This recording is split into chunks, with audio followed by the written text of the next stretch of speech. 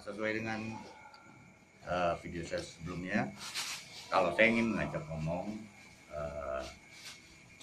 salah satu VTubers yang udah viral di media sosial khususnya YouTube. Saya perkenalkan, nama saya Raden Irham Wijaya, sarjana hukum. Jadi ini kebanyakan dari mereka yang belum paham tentang aplikasi VTube ini kan mempermasalahkan masalah perizinannya di info itu ya. Nah sebenarnya bagaimana nih perizinannya nih yang bisa dijelaskan oleh Kak Irham, karena beliau ini memang lebih tua dari saya manggilnya kakak nih, ya. Jadi oleh Kak Irham ini bisa menjelaskan tentang perizinan dari Kominfo menyangkut dengan aplikasi VTube. Oke, yang pertama saya buka dulu. Di bulan Januari, tanggal 18 Januari itu pemerintah Republik Indonesia memberikan izin komersial kepada PT Future Viewtech Indonesia. Artinya itu perusahaan yang membidangi di VTube ini. Terus yang kedua, pada tanggal 10 Maret 2020 Kementerian Kominfo itu memberikan surat izin terdata bahwa sudah terdaftar di Kementerian Kominfo. Pada saat ini di VTube itu mempunyai 3 fase. Artinya ada 3 fase. Fase pertama itu adalah advertising, artinya periklanan. Terus fase yang kedua e-commerce, artinya transaksi jual beli secara elektronik. Terus yang ketiga adalah digital currency. Digital currency berarti ini mata uang. Mata uang bisa diartikan mata uang secara elektronik, artinya secara online. Artinya dia tidak berupa bentuk bahwa itu uang dan berupa bentuk, tapi nilai. Jadi value-nya. Artinya saat ini value 1 koin itu adalah $1. $1 Amerika. Nah di sini kalau yang namanya dana miring itu saya memberikan masukan, itu banyak yang japri ke saya. Artinya di seluruh Indonesia ini mungkin rata-rata ada yang japri dari Pekanbaru, dari Kalimantan, dari Sulawesi, apalagi dari Sumatera Selatan sendiri. Banyak ya. Nah, mereka itu merasa bahwa kenapa orang Kominfo ini getol-getolnya mau bergabung dan join di VTube. Menyangkut mungkin karena sebagai pegawai ASN dari mantan dari Kominfo ini, ya artinya saya menjelaskan sebelum saya masuk itu 1 bulan saya pertimbangkan analisis. Benar-benar artinya betul-betul saya pertimbangkan. Karena memang bagian bidang FOA kan di bagian sandi apa namanya? Saya awalnya dari kepala bagian sandi dan telekomunikasi daerah. Itu terus 2017 saya pindah menjadi kepala bidang infrastruktur, teknologi informasi komunikasi, persandian dan keamanan informasi.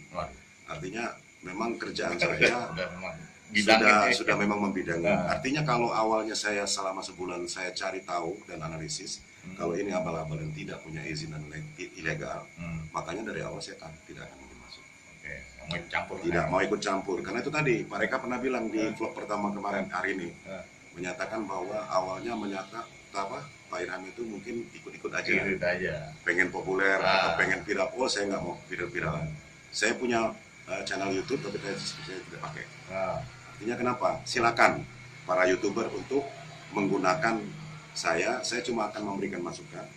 Kalau yang miring, kita ibaratkan contoh aja, salah satu bisnis yang namanya dalam jangka waktu kurun waktu 6 bulan sampai 8 bulan sudah mencapai hampir 13 juta pengguna. Itu saya kira mungkin sesuatu yang booming.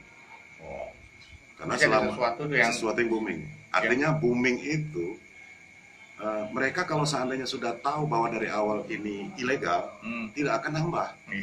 Tidak akan nambah penggunanya. Paling mentok ratusan ribu. Kita ya buktikan yang lama-lama lah. Yang apa istilahnya tuh bisnis-bisnis yang lama yang kita tahu 1 tahun mungkin cuma 1 juta. Tahun kedua 2 juta. Mungkin sekarang sudah mencapai 35 juta, tapi lama. 7 tahun. Ini diperkirakan kalau prediksi. Secara analisis saya pribadi, kalau sudah sampai 6 bulan itu mencapai 13 juta, artinya 2021 akhir Desember 2021 bisa mencapai prediksi. Bukan ada yang bilang, tapi prediksi saya dengan meningkatnya per hari hampir 400.000 pengguna masuk. Artinya servernya nggak sedikit, dia harus berubah versi dari 210, 212, 214, 213, 214 sekarang yang terakhir. itu menyatakan bahwa betul-betul servernya itu membuat big data ini supaya terangkum menjadi satu, sehingga ya kalau servernya yang abal-abal, yang di bawah target, yang istilahnya tuh yang tidak bisa merangkum 400.000 masuk, selesai. Jadi artinya silakan bagi yang punya nada miring, itu artinya kita tidak membatasi. Silakan, itu hak mereka, dan walaupun mereka bilang bahwa fitur itu negatif, silakan. Kita tinggal menunjukkan bahwa prediksi saya 2021 Desember itu pengguna sudah bisa mencapai 50 juta. Prediksi saya loh, pribadi loh. Amin.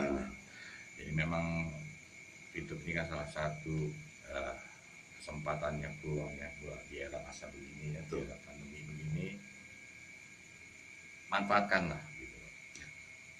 Ini aplikasi ini bukan seperti yang diributkan harus ada izin dari OJK ya. Yang perlu kita luruskan, kalau OJK kan tugasnya Anda sebenarnya bisa saja mencari tahu melalui YouTube, karena OJK juga punya YouTube ya. Betul. Apa sih tugas dan wewenang OJK? Kalau secara garis besar yang saya tangkap, kebetulan saya juga dari institusi perbankan ya, juga saya mantan Bank Danamon. Disebutin lagi. PT Bank Danamon mantan. Nah, juga saya juga berbisnis di bidang asuransi juga. Jadi semua institusi yang sifatnya menghimpun dana masyarakat, ya, menghimpun dana masyarakat dan mencairkan lagi dananya itu harus diawasi oleh OJK. Itu seperti asuransi, perbankan, fintech, ya, koperasi. Itu yang semua sifatnya menghimpun dana itu yang harus izin dan terdaftar diawasi oleh OJK. Kalau masalah aplikasi Fitup ini tidak menghimpun dana masyarakat, dia memberikan gratis. Betul. Ya. Jadi bisnis gratis saja orang masih mikir-mikir. Nanti bisnis yang ada uangnya mau. Oh ya, sebelum dilanjut lagi, ini saya lagi ada di kawasan daerah apa namanya ini? Table tennis pistop. Table tennis Gedung ya. Tenis meja yang bertaraf internasional yang ada di Sumatera Selatan. Ini bisa Anda lihat ini view-nya. Kebetulan yang meresmikan Gubernur Sumatera Selatan sendiri, Nah, Pak Haji Herman Deru. Inilah salah satu aktivitas dari Ilham ya. Selain kesibukan beliau sebagai ASN, beliau juga jago main keyboard. Amin. Saya tahun 2003 kenal beliau ini, selalu minta itu yang seperti saya sebutkan dalam video saya sebelumnya ya. Masih ada band gitu. Walau badai menghadang, cet. Nah, apa? Jadi itu perkenalan saya dulu waktu dengan Ilham ini. Perlu diceritain kan nih? Boleh, silakan. Jadi Ilham tempo hari ingin membeli rumah ya, karena kekurangan uang. Bertemu dengan saya waktu itu, saya masih di bagian kredit ya, direkomendit. Saya proses ya, dengan posisi beliau sebagai ASN dan memiliki profesi sebagai artis deh, keyboard ya, seniman ya. Nah itu saya analisa, artinya institusi perbankan dan amanah yang memberikan persetujuan untuk beliau memiliki rumah. Sekarang rumahnya udah dulu beli 950 juta, sekarang udah 10 kali lipat. Nah, kawasannya juga kawasan elit. Itu berkat Pak Reka. Enggak juga. Reka Reksa, ya kita harus puji karena beliau dulu punya sesuatu yang membuat orang itu menjadi sejahtera. Nah, saat ini alhamdulillah berkat beliau 2003, 2021 ketemu lagi, dan alhamdulillah saat ini kita sama-sama menjadi VTuber. Iya. Ketemu juga saya ngeliat dari YouTube tempo hari. Iya. Jadi itu yang perlu dijelaskan, satu masalah regulasi. Sekarang kenapa di banned perizinan di Kominfo-nya ya? Okay. Nah ini yang harus diketahui oleh para VTubers juga, Anda yang mungkin sedang menonton video saya saat ini. Anda bisa Oke. Jadi maksud di banned di situ. Sekarang ini yang diblok oleh Kominfo itu bukan izinnya, tapi websitenya. Karena akan memperbarui dengan lisensi GR80. Nah, kalau mau GR80, silakan buka Google aja. Pasti jelas. Lisensi GR80 itu menambah perizinan yang tadinya dari advertising menjadi e-commerce. Artinya setelah e-commerce nanti waktu digital currency itu nanti akan ditambah. Jadi prinsipnya satu, saya punya prinsip satu aja. Seluruh VTuber tenang-tenang, tidak terpengaruh kanan kiri. Selagi masih bisa install VTube itu di Play Store, bisa registrasi, bisa menjalankan misi dan bisa transaksi di exchange counter, maka sampai saat ini Kementerian Kominfo Republik Indonesia insya Allah tidak memblokir dan tidak menganggap VTube itu ilegal. Artinya itu yang saya mau katakan. Itu yang harus dibawahi. Jadi Anda nggak sia-sia buang kuota nonton video saya ini, karena saya menampilkan orang yang memang kompeten dalam hal ini menyampaikan kepada para YouTubers yang ada di Indonesia.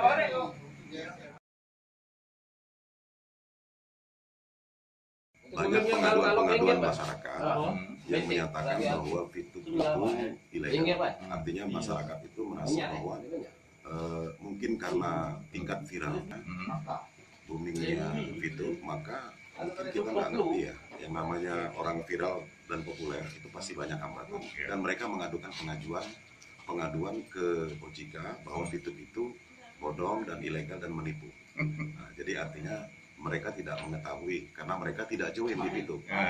Harusnya sebelum dia ngomong ke OJK, dia join dulu, dia install dulu di Play Store. Kalau dia nggak suka, diskusi, dia nggak suka, uninstall. Tidak ada yang dirugikan. Uang dia tidak kita minta, dan juga VTube tidak pernah meminta uang kepada seluruh. Tapi ngomong VTube dapat duit dari mana? VTube dapat duit yang pertama itu kalau kita install ke Play Store itu sudah dapat satu orang berapa, itu dikalikan 12 juta, 13 juta. Itu artinya berapa harga YouTube yang kalau kita install, itulah harga VTube. Nah, tuh salah satu. Jadi salah satu penghasilan dari PT Future Vitek ya. Vitek ini mendapatkan penghasilan sampai dari situ. Saat kita menginstal, terus itu baru dari teksturnya. Belum nanti kalau iklan, belum lagi nanti masuk ke fase e-commerce, belum lagi nanti kalau ada digital currency. Karena visi misi dari VTube penghasilan, hiburan menjadi penghasilan, dan arah ke depannya itu akan merebak sampai ke Asia Tenggara dan terakhir sampai ke Asia. Artinya nanti suatu saat, bukan tidak mungkin, orang beriklan di VTube itu tidak pakai dolar, tidak pakai uang kontan, tapi dia pakai poin. Saat ini $1 $1. Artinya kalau currency-nya nanti sudah bergolak cepat, booming dan lain sebagainya, banyak yang orang akan beriklan di VTube, maka bisa jadi currency-nya naik. Satu poin bisa menjadi 3 sampai 5 dolar. Bisa jadi. Karena apa? Tingkat minat, animonya sudah banyak, dan orang itu tidak diminta uang untuk kirim untuk beriklan. Dia cuma cukup beli poin. Berarti suatu saat kalau Pak Reka punya perusahaan di Jepang, ya pengen beriklan di VTube karena ditonton sama 15 juta sekarang, berarti nanti suatu saat bisa 50 juta orang nonton. Itu kira-kira CEO yang Pak Reka yang ada di Jepang, begitu mau beli poin, bisa jadi dia klik nama saya sebagai penjual yang punya poin $10.000. Itu ya bayangan kita. Bayangannya kita di situ. Sampai sejauh itu. Jadi ya Anda baru-baru bergabung di VTube ini, yang mungkin sekarang masih menganggap sepele, ya nggak apa-apa itu pilih. Jangan ragu. Tapi kita kedepannya, ya kami ini sebagai VTubers juga memiliki pandangan kedepannya seperti inilah. Inilah namanya bisnis di era digital, di era internet. Kita nggak bisa pungkiri lagi. Nah, ini yang terjadi. Nah, kita mau ikuti perubahan yang ada sekarang atau masih tetap dengan pola yang lama? Saya bisa tambahkan. Boleh. Yang pertama, ini sebetulnya VTube hadir di Indonesia sebagai tuan rumah. Karena plus 62 itu kan Indonesia, nggak ada plus 62 negara lain. Artinya dengan adanya pandemi COVID-19, semua penduduk itu pada saat itu di bulan Maret itu dihimbau untuk di rumah saja. Apapun di rumah saja. Sekarang timbul VTube di tanggal 20 April 2020, 1 bulan COVID muncul, 1 bulan VTube keluar. Dengan kondisi orang itu nggak perlu cari duit keluar, cukup di rumah, apalagi ibu-ibu rumah tangga. Dia masak jam 8, dia perlu 1 kali nonton, jam 9 nonton lagi sampai jam 3 sore, itu udah selesai 10 iklan. Dan dia dapat dengan gratis, yang dia regis $0,3 per hari. Artinya dia gunakan posisi manual, tidak strategi fast track, dia jalankan dengan gratis 0,3 per hari. 34 hari dia dapat $10 loh. 34 siapa yang mau ngasih? Ya mohon maaf kalau seandainya kita ada bisnis yang seperti ini yang lain. Saya terus terang dari awal kalau yang namanya bisnis, kalau registrasi pakai uang itu saya tolak duluan. Tolak. Kenapa? Pasti nggak beres. Oh iya, ini yang saya pertanyakan juga nih. Kenapa kita harus ada KTP? Oh iya. Jadi saya tanya juga balik. Kenapa sekarang SIM card itu harus menggunakan KK dan KTP? Artinya SIM card itu kan harus menggunakan KK dan KTP. Artinya sama. Orang itu kalau tidak mau abal-abal pasti dia minta KTP. Kecuali kalau sampai dia minta nomor PIN ATM itu ditolak, pasti bukan dari Fitur. Pasti bukan dari Fitur. Kalau dari Fitur cuma dua. Satu minta nama banknya, dua minta nomor rekening bank. Di luar itu sudah bebas. Artinya ini sama dengan kita bikin SIM card baru. Kalau kita beli kartu apapun, pasti diminta untuk registrasi. Kalau nggak ada NIK KTP atau NIK KK itu tidak akan bisa masuk. Dan registrasi tidak bisa. Nah juga sebagai tambahan juga, ini sebagai jaminan pihak Fitur kepada pihak ketiga nanti, apakah benar penggunanya ada orangnya gitu loh. Ya. Dengan dasar tadi legalitas dari identitas KTP ya. Jadi sudah terbentuklah bahwa ini loh audiens yang dimiliki oleh Fitur ini sudah sekian juta orang gitu ya.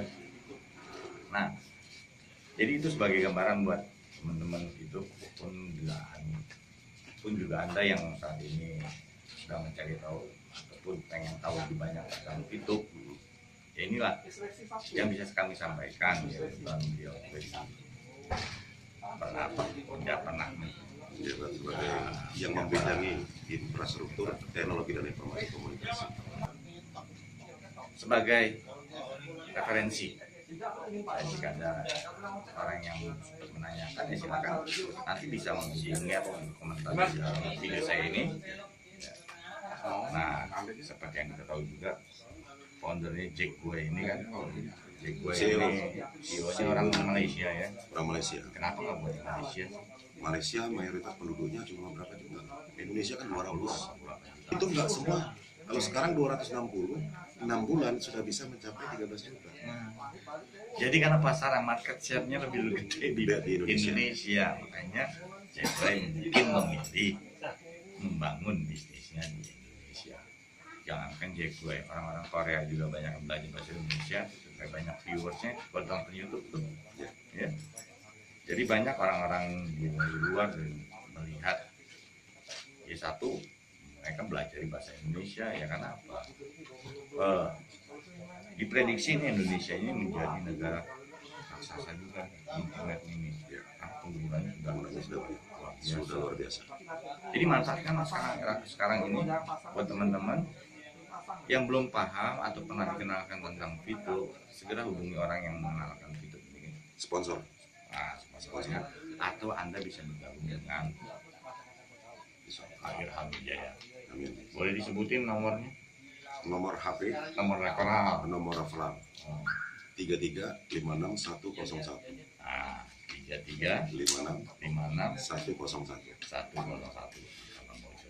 Kalau mau join nama saya. Jadi itu aja buat teman-teman VTuber ya yang udah nonton video saya ini. Semoga video yang saya buat kali ini bersama Kak Irham bisa bermanfaat. Amin. Salam sukses buat para VTuber Indonesia. Bravo, VTuber Indonesia. Go Diamond. Bye. Bye. Ini satu sesi sudah. Apa? Satu sesi nih, sudah bisa bagi 3 nih berarti.